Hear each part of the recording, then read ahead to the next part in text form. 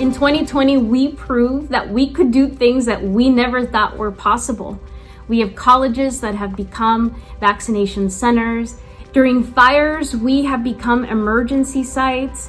We have transitioned all 116 colleges in less than a month for some of you into fully online institutions. So if we can do that in 1 year, I know that we can collectively do this as a family and as a community that serves the largest percentage of students in this state.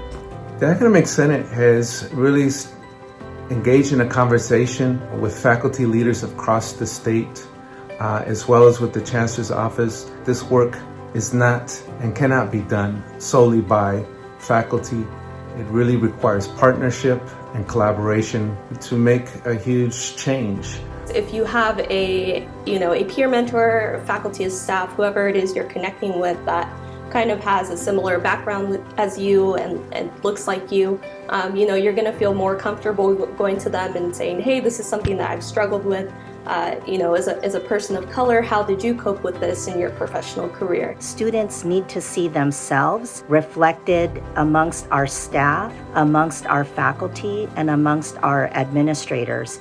Because if they don't see themselves reflected in the institution, how then can they imagine that they can also be occupying and making an impact in their communities, in the community, in roles in education, but also in other professions? It's important that as we look at our hiring processes, that we begin to start making those conversations regular.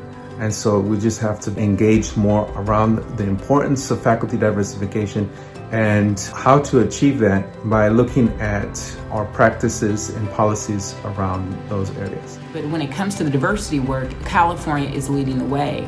And so I think we have a big opportunity not only to be the model for other states, but also be a model and really support one another. What's critical about this next stage of the work is that we need everyone. We need everyone to connect the dots back to teaching and learning, the experiences of the students, the supports that we need to build in, and this journey can lead us to the next stage of the work that we need to do to achieve in the next 10 years, closing racial equity gaps for the state of California. I think everyone has a role in this, and I think if we show up together, we're able to do some great things. Having this diversity is essential for students to be able to be successful later on. I went through my K through 12 learning very Eurocentric history curriculum, and it wasn't until I reached community college that I had my first Black American history professor. And there is nothing like the experience that I learned in that class. So there's tons of opportunities to serve students that we've learned during these times. And my hope is that we just don't go back to normal, because normal was really status quo, and normal allowed for a lot of populations, Black and brown students in particular, and people of color, to really struggle. We don't want normal to be normal again, because we won't be a better society for those individuals. This work is critical to ensuring that they feel like they belong, that they are being served by their system, and that they can continue to envision a future that they thought was never possible.